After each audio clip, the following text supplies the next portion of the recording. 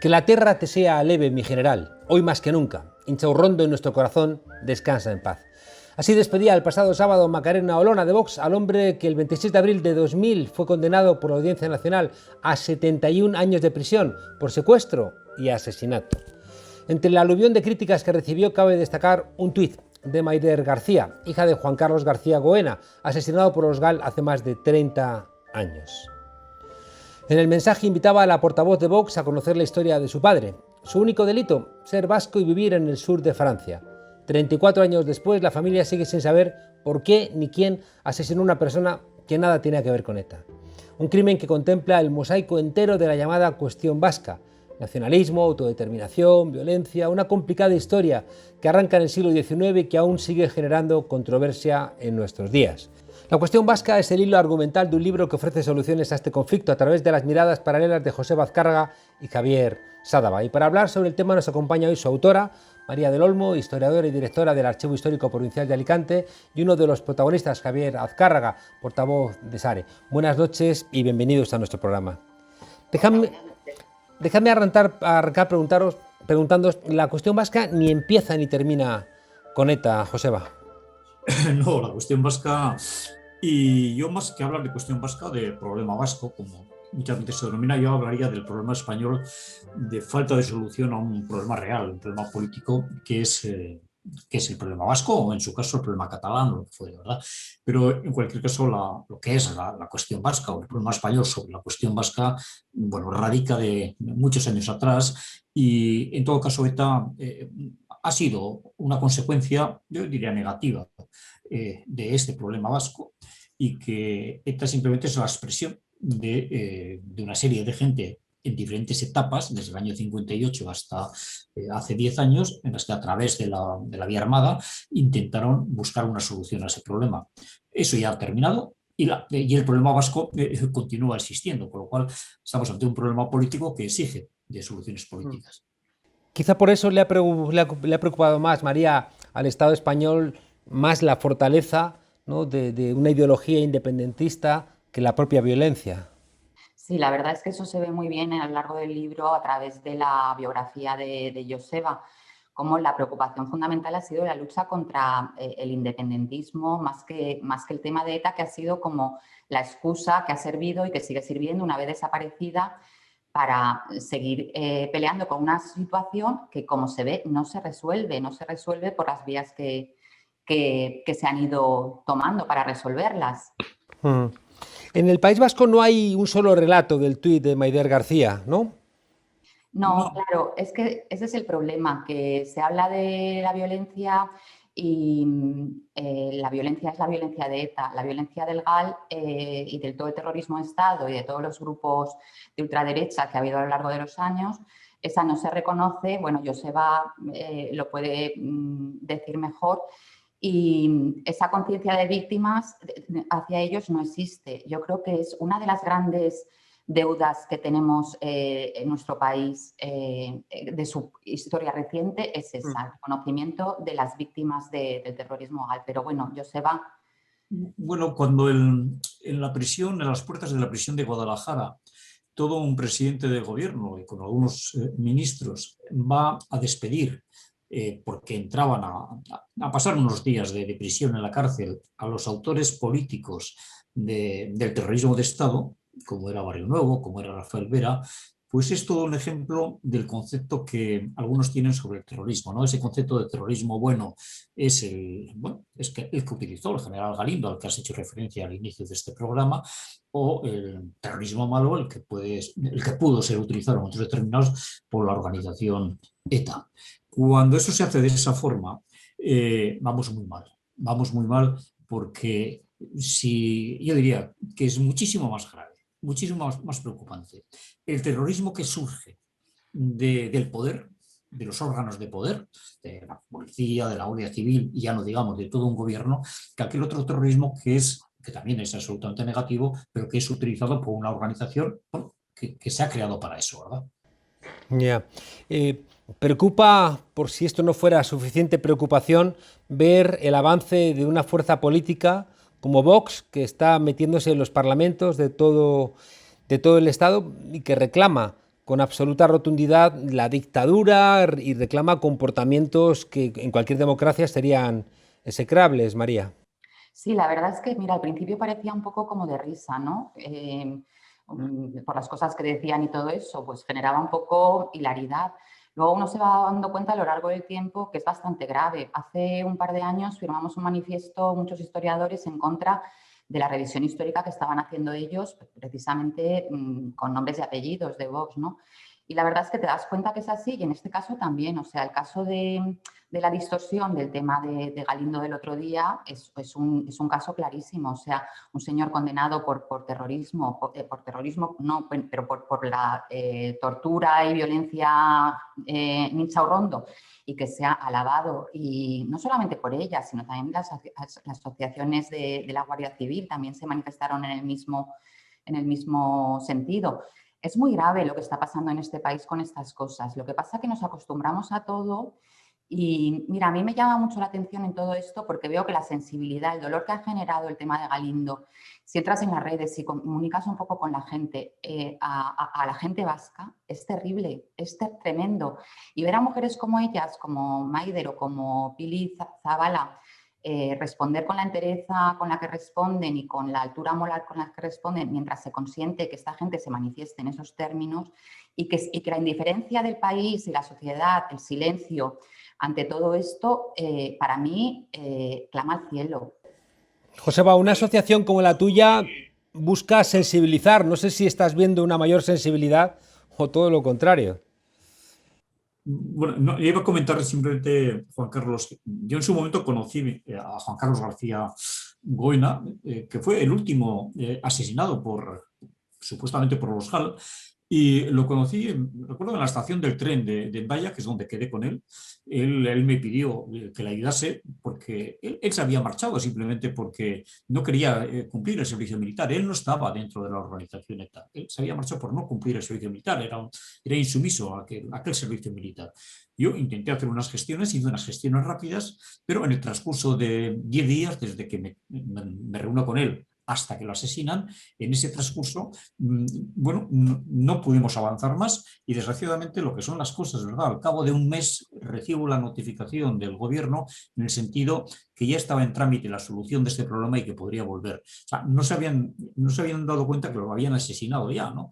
Claro, y eso fue un asesinato del terrorismo de Estado. Y por lo tanto hay una responsabilidad política que aquí nunca se ha cubierto, ni se ha cubierto con el tema de Galindo, que con 75 años de prisión de condena, cumplió 3 o 4, pero en situaciones muy buenas para él, ¿verdad? Ni se ha cumplido también con quienes fueron los autores reales, políticos, o lo que se suele denominar quienes idearon ese terrorismo de Estado, porque, bueno, Barrionuevo y Vera estuvieron 3 o 4 días en prisión y salieron tan campantes, ¿no? Hay otro elemento terrible que son las víctimas de ETA, que en un momento determinado fueron usadas como un comodín electoral por parte del Partido Popular y ahora también por parte de la extrema derecha, y que no han ayudado, ¿no?, con esa usurpación a intentar superar el problema. Bueno, Bueno, a las víctimas de ETA fundamentalmente lo que se les debe es mucho respeto y se les debe fundamentalmente apoyo. Lo que no puede ser es la instrumentalización política que algunos están haciendo de ellas y sobre todo utilizarlas como herramienta, como arma arrojadiza contra el contrario, que es lo que está pasando con algunas asociaciones de víctimas. Y esto es terrible. Ha habido varias víctimas de la violencia de ETA que han levantado la voz y han dicho que se les deje en paz, que lo único que necesitan es apoyo y reconocimiento del daño causado. Por lo tanto, yo creo que poco a poco se está desmontando la idea y el objetivo de algunos partidos políticos en los cuales hablan de ETA como si ETA estuviera bien activo. Parece que echan de menos que ETA haya desaparecido ya hace ya una serie de años. ¿Por qué? Porque ETA les ha servido para un roto y para un descosido. ETA les ha servido siempre como pantalla de todos sus chanchullos, de todas sus corruptelas y sobre todo también para arremeter con el nombre de ETA contra el gobierno, cualquiera que haya sido este gobierno en cada momento, ¿no? Por lo tanto, esta es una situación absolutamente absurda en un país, en un Estado que se dice democrático y de derecho. Esto simplemente es una perversión del juego político y que hay que denunciarlo. Yo incidiría un poco en lo que has dicho, Joseba, es verdad, pero sobre todo por el cambio que se ve últimamente de la cantidad de víctimas de ETA que se están queriendo desvincular públicamente de toda esa instrumentalización. Y en los últimos meses ha sido ha salido varias veces en las noticias. Y luego, por otro lado, el que aquellas víctimas, que a mí me parece también muy admirable, que están trabajando por la reconciliación, por la convivencia y por todo lo demás, y que encuentran por parte de determinados sectores una crítica tremenda, con un odio incomprensible, cuando para mí me parece que, bueno, es el caso de María Jáuregui, de la hija de Yuk, de tantos que se están manifestando ya, y encuentran una contestación por parte de una parte de la sociedad terrible, vergonzosa. Claro. Luego, Joseba, además, que forma parte de lo que tú estás trabajando, este uso abusivo, ¿no?, del dolor de las víctimas como si perteneciera, ¿no?, a un partido político, tiene otro reflejo en una suerte de posición de venganza contra los presos y contra las familias de los presos, que impide que se aplique incluso el Estado de Derecho. Porque el Estado de Derecho, en este aspecto, entre otras cosas, es que todo preso o presa tiene o debe de estar cumpliendo condena cerca de su lugar de residencia. Desgraciadamente, durante más de 3 décadas, los presos y presas han estado y continúan estando, en muchos casos, en prisiones de Andalucía, de Levante, de Galicia, es decir, a cientos y cientos de kilómetros, que son los que tienen que recorrer las familias para 40 minutos de A visita. veces en Canarias. Sí, bueno, hubo una temporada que estuvieron hasta en Salto del Negro, la prisión de Salto del Negro en Canarias, ¿no? Por lo cual todo esto supone, ¿no? Y cuando el gobierno, en un momento determinado, el actual gobierno de Unidas Podemos y del Partido Socialista, comienza a mover estos presos y no acercándoles a las cárceles vascas, sino acercándoles algo más a su lugar de residencia, es cuando algunas asociaciones de víctimas pues levantan la voz, critican como si hubiera una especie de connivencia del gobierno, pues no sé, con esa ETA que ya no existe, aunque para ellos sí, ¿verdad? Y no existe connivencia, existe simplemente el cumplimiento de la legislación penitenciaria. Es decir, claro, que todos deben de estar cerca de su lugar de residencia. Por lo tanto, es cumplimiento de la ley. Y los presos también tienen derechos humanos. Por eso, ¿no? Es que los derechos humanos es un todo. Lo que no puede ser que yo defiendo los derechos humanos que a mí me interesan y me olvido del resto. La verdad que estamos, desde mi punto de vista, estamos en un estado absolutamente deteriorado desde el punto de vista democrático, porque ahí se produce la detención, la entrada en prisión de un rapero, por decir lo que todo el mundo sabemos, es decir, que los Borbones han robado, que los Borbones son unos corruptos, ¿verdad? Desde hace un par de siglos, por lo menos, llevan robando. No, pero por el contrario, nos encontramos esas manifestaciones fascistas que se producen ayer o antes de ayer, se producen en las calles de Madrid, creo que era, donde se alaba la división de azul, se arremete contra los judíos, o sea, algo absolutamente impresionante. Y esto se está haciendo desde el conocimiento también de los partidos políticos que se dicen democráticos. Cuando se rechaza, por ejemplo, en el Parlamento Español, que se pueda investigar las corruptelas del rey, y eso se hace por parte del Partido Socialista, por parte del Partido Popular, algo está fallando. Algo está fallando y no podemos hablar, por tanto, de un Estado democrático, derecho, donde hay división de poderes. ¿Qué carajo? No hay división de poderes. El gobierno, yo diría que no gobierna. Aquí quien gobierna es la monarquía y el Tribunal Supremo, fundamentalmente, y en ocasiones hasta la Guardia Civil. Por lo tanto, hay una carencia absoluta de democracia en este país. Y yo creo que hay que denunciarlo. Y yo agradezco mucho que algún partido, en este caso Unidas Podemos, lo esté haciendo, porque me parece que es importante. Y además, si lo hace estando en el gobierno, tiene una mayor importancia, ¿no? Pagando un enorme precio, pagando un enorme precio. María, tú eres historiadora, recuerdo la expresión de Ramón Carán de España, demasiados retrocesos. Y resulta que planteáis que la España foral del 19 tenía aspectos mucho más avanzados que la actual. Bueno, la España foral y la España de hace 40 años. Juan Carlos, yo creo que a los extremos que se está llegando este país, la gente que salía en el momento de la caída de Franco y de la apertura no podía imaginarse que nos fuéramos. Yo por lo menos esa parte no la viví, pero lo que he vivido a lo largo de los años de democracia y lo que está pasando ahora a mí me parece absolutamente increíble. Yo no doy crédito que esté pasando lo que está pasando y que en un país tan extraño se tolere con total indiferencia todas las manifestaciones franquistas, más radicales se les ponga una alfombra a los descendientes de Franco, se les pague por todo lo que han hecho por el Pazo de Meirás, y luego se sea tan intransigente con otros temas y con otra gente, ¿no? Pues lo de Pablo Hasél y tantas otras cosas. Ahí hay una falta de equidad entre unos temas y otros que es sangrante y que desde fuera toda la prensa extranjera nos lo está diciendo ya, ¿no? Joseba, ¿hacia dónde vamos? ¿Irlanda, Sudáfrica, alguna versión del plan Ibarretxe que no terminamos de saber muy bien por qué falló? Bueno, yo decía que el plan Ibarretxe pues falló fundamentalmente porque no tuvo los apoyos en un momento determinado que tenía que haber tenido, por parte también del nacionalismo vasco, ¿no? Desgraciadamente, ¿hacia dónde vamos?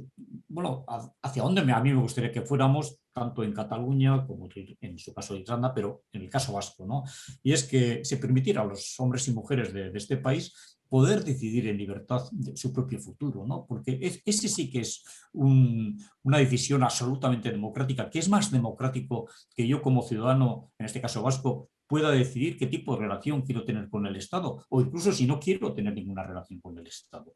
Esa es la apuesta democrática que hay que hacer. Yo hoy mismo escuchaba a la vicepresidenta Carmen Calvo diciendo que a pesar de que en Cataluña se ha obtenido, no sé si el 52% de voto independentista, no habrá referéndum. Bueno, puede entenderse que no habrá referéndum porque lo van a perder, ¿verdad? Pero eso no es una posición normal, lógica, democrática.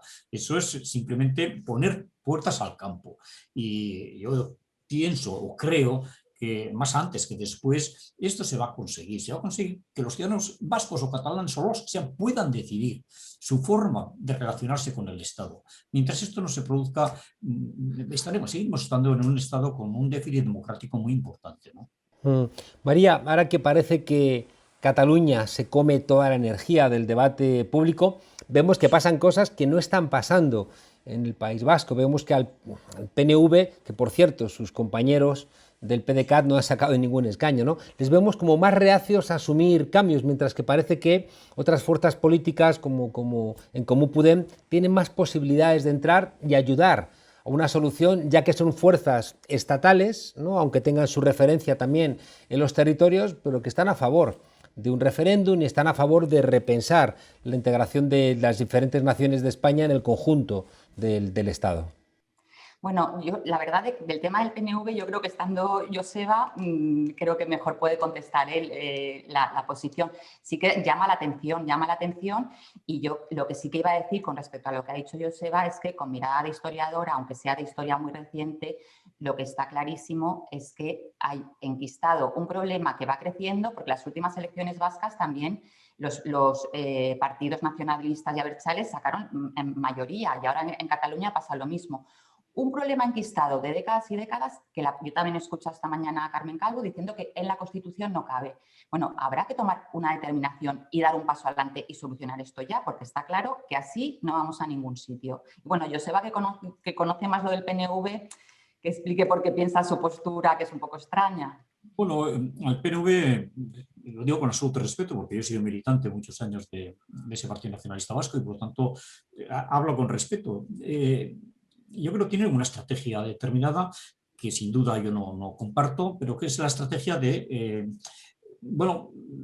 gestionar el gobierno, de gestionar bien la educación, de gestionar, bueno, más o menos bien también la sanidad, y no quiere meterse en lo que él puede considerar que es un tema peligroso para ellos desde el punto de vista también electoral, que es una apuesta decidida por lo que en su momento hizo el gobierno de Ibarretxe, al que yo pertenecí. Pero yo también quiero creer que en el sustrato del Partido Nacionalista Vasco es fundamentalmente un sustrato autodeterminista o independentista, y tarde o temprano esto va a hacer moverse también al Partido Nacionalista Vasco y a otras fuerzas políticas.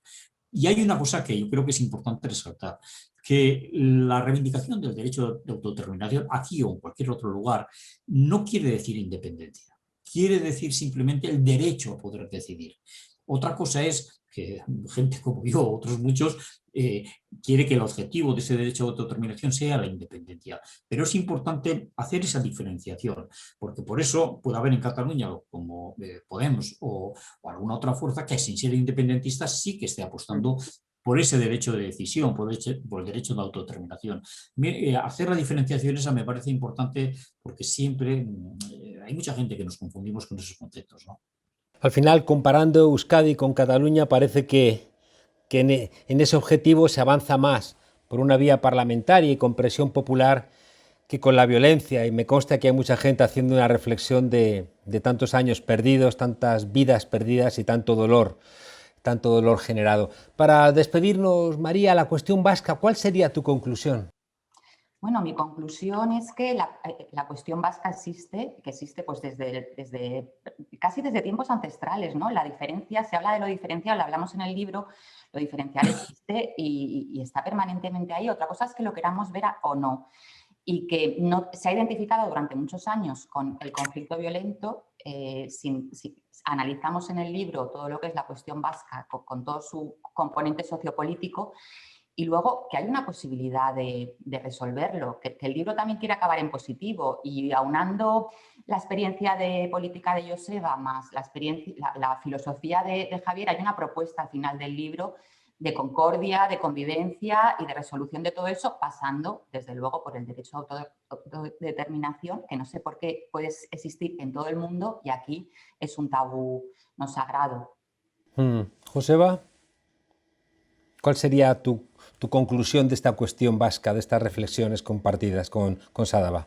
La aplicación del derecho democrático a decidir. Me parece que esa es la clave de la solución en cualquier pueblo atravesado por un conflicto político de estas características. Creo que no hay otra. Las soluciones son las urnas, no hay otra solución. Seguramente, como decís en el libro, las urnas, la democracia, asumir el resultado, entender las diferencias, están muy vinculadas a la palabra empatía, que es una palabra que está constantemente, ¿no?, referenciándose en el libro, una empatía que también hay que hacer valer cuando alguien quiere negarla. Joseba Azkarra, María del Olmo, muchísimas gracias por acompañarnos aquí en nuestra humilde frontera, y seguimos, cuesta mucho todo en este país. Ahora mismo hay un gobierno, pero el poder está en otro lado. Pero yo soy optimista y creo que poco a poco se despliega la conciencia. Y también creo que los gritos, la reacción de la extrema derecha es una señal histórica también propia de los tiempos donde se están logrando avances. Así que muchas gracias por vuestra reflexión y seguimos pensando para que cada vez las cabezas que piensen en este país de países sea más que las cabezas que embisten. Muchísimas gracias por estar aquí con nosotros. Muchas gracias. Hasta pronto.